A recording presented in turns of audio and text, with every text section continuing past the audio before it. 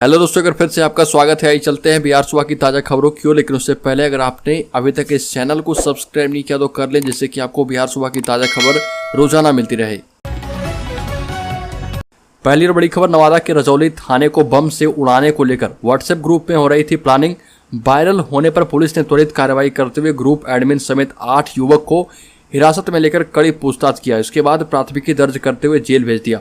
अग्निपथ योजना के विरोध में युवकों के द्वारा रजौली में प्लानिंग कर बड़े पैमाने पर सरकारी संपत्ति को नुकसान पहुंचाने का साजिश रचा गया था, लेकिन समय रहते पुलिस ने युवकों के मनसे पर पानी फेर दिया है। अगली खबर, लखीसराय में छापेमारी शुरू हो चुकी है। लखीसराय में विक्रमशिला एक्सप्रेस से लूटा गया सामान बरामद किया गया है। बिहार के लखीसराय में अग्निपथ योजना के विरोध के दौरान विक्रमशिला एक्सप्रेस में आग लगा दी गई थी, जहां उपद्रवियों के द्वारा ट्रेन में रखे गए कई सामान लूट लिए गए, जिसमें मिक्सिंग मशीन, इलेक्ट्रॉनिक सामान, रेडियो और हीटर शामिल थे। वहीं घटना के बाद रेलवे अधिकारियों ने स्टेशन पर लगे सीसीटीवी को घंटों तक खंगाला, जिसमें लोगों को संतर मोहल्ले और पंजाबी मोहल्ले में लूट की सामग्री को ले जाते हुए देखा गया। इसी के आधार पर पंजाबी मोहल्ला और संतर मोहल्ले में छापेमारी चलाई गई, जहां पर सभी सामान बरामद कर लिए गए। अगली खबर, बिहार के 27 जिलों में तेज हवा के साथ बारिश की संभावना। मौसम विभाग ने कहा कि घर में ही रहें। पटना में अचानक तेज हवा चलने से गर्मी से राहत मिली है। मौसम विभाग के मुताबिक बिहार के कई इलाकों में मेघ गर्जन के साथ बारिश की संभावना है। आपको बता दें कि पटना में मानसून की पहली बारिश हो चुकी है। मौसम विभाग ने कहा है कि बिहार के ऊपरी हिस्से में लगातार 15 दिनों से ट्रफ रेखा गुजर रही। इसके साथ ही उत्तर बिहार में पूर्व और दक्षिण पूर्व हवा और दक्षिण बिहार में पछुआ हवाओं का प्रभाव है, जिसकी वजह से बिहार के उत्तरी हिस्से में पश्चिम चंपारण, पूर्णिया, गोपालगंज, मधुबनी सहित 23 जिलों में मध्यम दर्जे की बारिश के आसार है।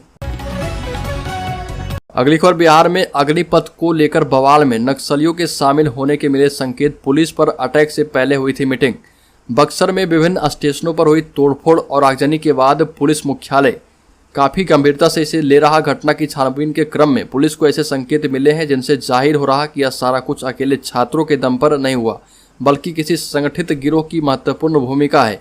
छानबीन के क्रम में उपद्रवियों के बीच नक्सलियों के भी शामिल होने के संकेत मिले, जो छात्र आंदोलन की आड़ में सरकारी संपत्ति को नुकसान पहुंचाने का मकसद पूरा करने में लगे हैं। डुमरांव एसएसपी कुमार राज ने बताया कि छात्र आंदोलन के बीच जिस तरह से हिंसा हुई, यह छात्रों की मनोवृत्ति से बिल्कुल अलग हटकर है। छात्र ऐसा नहीं कर सकते। छानबीन के क्रम में पता चला है कि नावानगर में डुमरांव पुलिस निरीक्षक की गाड़ी को आग लगाने की योजना सुनियोजित साजिश का हिस्सा था और एसपी और बड़े बड़े अधिकारियों पर हमले की साजिश भी थी। अगली खबर, रेलवे ने ले लिया बड़ा फैसला। दिन में भी बिहार से चलने लगी ट्रेन। विक्रमशिला एक्सप्रेस का समय बदला गया। अग्निपथ स्कीम के विरोध में शुरू हुआ उपद्रव अब शांत होने लगा है। बिहार सहित देश के तमाम दूसरे राज्यों में हालात सामान्य होने की बात देखते हुए रेलवे ने अपने एक दिन पुराने फैसले में आंशिक बदलाव किया। रेलवे ने एक दिन पहले कहा था कि बिहार में सुबह 4 बजे से लेकर रात 8 बजे के बीच कोई ट्रेन नहीं चलेगी। इसके साथ ही बिहार से गुजरने वाली 362 ट्रेनों को रद्द करने की घोषणा कर दी थी, लेकिन अब इसमें आंशिक बदलाव किया गया है। बिहार से दिन में भी महत्वपूर्ण एक्सप्रेस ट्रेनों को चलाया गया है और आगे भी चलाया जाएगा। साथ ही बिहार से खुलने वाली विक्रमशिला एक्सप्रेस सहित कई ट्रेनों को रीशेड्यूल कर चलाया जाएगा। अगली खबर, अग्निपथ स्कीम अब किसी भी कीमत पर वापस नहीं लिया जाएगा। यह कदम देश की रक्षा के लिए उठाया गया है। यह बात रक्षा मंत्रालय की प्रेस कॉन्फ्रेंस के दौरान लेफ्टिनेंट जनरल अनिल पुरी ने कहा। अनिल पुरी ने कहा कि हम इतने जवानों को पेंशन नहीं दे सकते और हमारी सेना को आधुनिक होना जरूरी है। साथ ही उन्होंने कहा कि विरोध प्रदर्शन में हिस्सा लेने वालों के लिए अग्निवीर की राह मुश्किल होगी। यह सर्टिफिकेट देना होगा कि वह किसी तरह के प्रोटेस्ट में शामिल नहीं हुए। इसके बाद पुलिस वेरिफिकेशन भी किया जाएगा। वहीं बिहार में सोमवार को बंद रहेंगे प्राइवेट स्कूल। बिहार में नरेंद्र मोदी सरकार की अग्निपथ योजना के विरोध में चल रहे प्रोटेस्ट और भारत बंद की घोषणा के कारण पटना के तमाम स्कूल सोमवार को बंद रहेंगे। बच्चों के साथ सड़क पर किसी तरह की अप्रिय घटना ना घटे, इसके लिए स्कूल बंद रखे जाएंगे। वहीं कई स्कूलों ने गर्मी की छुट्टी बढ़ा दी है। मामला शांत होने के बाद ही स्कूल खोले जाएंगे। अगली खबर, बीपीएससी 67वीं की पीटी परीक्षा अगस्त में ली जाएगी। बिहार लोक सेवा आयोग ने वर्ष 2022 में आयोजित की जाने वाली संभावित परीक्षाओं की सूची और उसका संभावित समय निर्धारित किया है। आयोग के संयुक्त सचिव सह परीक्षा नियंत्रक अमरेंद्र कुमार ने बताया कि आयोग के 2022 परीक्षा कैलेंडर के अनुसार 67वीं संयुक्त प्रारंभिक प्रतियोगिता परीक्षा अगस्त माह के अंतिम सप्ताह में ली जाएगी। यह संभावित समय है। आपको बता दें कि यह परीक्षा 8 मई को ली गई थी, जिसमें प्रश्न पत्र लीक हो जाने की वजह से सभी केंद्रों की परीक्षा रद्द कर दी गई थी। इस मामले की जांच भी अभी चल रही है। अगली खबर, भागलपुर में बीजेपी कार्यालय की बढ़ाई गई सुरक्षा, तोड़फोड़ के बाद अलर्ट पर प्रशासन। एनडीए की खटास को खत्म करने की भी कोशिश की जा रही है। अग्निपथ योजना को लेकर बिहार में पिछले 4 दिनों से छात्रों के द्वारा अग्निपथ योजना के विरोध में उग्र प्रदर्शन किया जा रहा और छात्रों के आंदोलन के दौरान बीजेपी कार्यालय को भी कई जगहों पर निशाना बनाया गया है, जिसके बाद बिहार में एनडीए में घमासान मचा है। बीजेपी में पटना प्रेस कॉन्फ्रेंस कर मीडिया को बताया कि पुलिस प्रशासन के सामने आंदोलनकारी छात्रों ने बिहार में बीजेपी कार्यालय और नेताओं के घर पर तोड़फोड़ किया है। अगली खबर, नालंदा में पल्स पोलियो अभियान की शुरुआत की गई। सदर अस्पताल बिहार शरीफ में डीएम शशांक शुभंकर ने 5 दिवसीय पल्स पोलियो अभियान की शुरुआत बच्चों को पोलियो का ड्रॉप पिलाकर की। अभियान 19 से 23 जून तक चलेगा, जो जिले के विभिन्न प्रखंड पंचायतों में घूम कर पिलाया जाएगा। पल्स पोलियो अभियान का उद्देश्य पोलियो मुक्त नालंदा बनाना है। डीएम शशांक कुमार ने बताया कि 2009 के बाद नालंदा में एक भी पल्स पोलियो का मामला सामने नहीं आया है। इसी वजह से इसको लेकर स्वास्थ्य विभाग सतर्कता बरत रहा।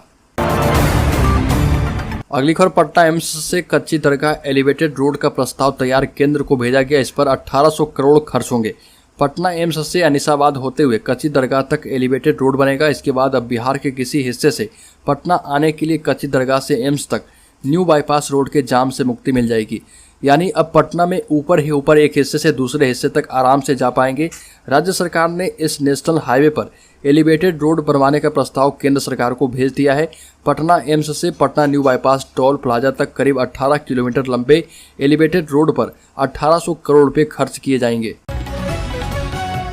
अगली खबर, मुजफ्फरपुर में उपद्रवियों की तलाश में छात्रावासों में भी छापेमारी चल रही है। सेना में अग्निपथ योजना का विरोध कर रहे युवाओं को बवाल के लिए उकसाया गया था। इसकी साजिश कोचिंग सेंटर एवं हॉस्टल में रची गई। सोशल मीडिया ग्रुप के माध्यम से इसे वायरल किया गया। मुजफ्फरपुर पुलिस ने इसका खुलासा करते हुए 2 प्रमुख साजिशकर्ताओं अमजद अली एवं राहुल समेत 4 को गिरफ्तार किया है। पूछताछ के आधार पर 45 अन्य को चिन्हित किया गया है। साजिश रचने तरह युवाओं को उकसाने में मिठनपुरा स्थित स्टडी सर्कल को चिन्हित किया गया है। एसएसपी जयंतकांत ने बताया कि स्टडी सर्कल में युवाओं को जमाकर बवाल के लिए उकसाने की बात सामने आई और बगल वाले जिले से लड़कों को बुलाया गया। अगली खबर, बिहार के 38 जिले में रहने वाले 10,000 दिव्यांगों को बैटरी चालित ट्राई साइकिल दी जाएगी। इसके लिए समाज कल्याण विभाग की ओर से 42 करोड़ रुपए का बजट निर्धारित किया गया है। आवेदन के लिए सॉफ्टवेयर तैयार किया जा रहा है, जिसके माध्यम से आवेदकों के दिव्यांगता के आधार पर मेरिट लिस्ट तैयार करके साइकिल को वितरण किया जाएगा। जुलाई से आवेदन प्रारंभ होने की संभावना है। अगस्त के अंतिम सप्ताह में बैटरी चालित ट्राई साइकिल का वितरण शुरू किया जाएगा। आवेदन के लिए कम से कम 40% दिव्यांग होना अनिवार्य है, जिसके बाद मेरिट लिस्ट में तैयार होकर ये आएगी कि आपको साइकिल मिलेगा या नहीं। अगली खबर, आजमगढ़ लोकसभा उपचुनाव में पहली बार सीएम योगी प्रचार के लिए पहुंचे। योगी ने यहां 2 रैलियां की। योगी ने कहा कि आजमगढ़ को समाजवादी सरकार ने आतंकगढ़ बना दिया था।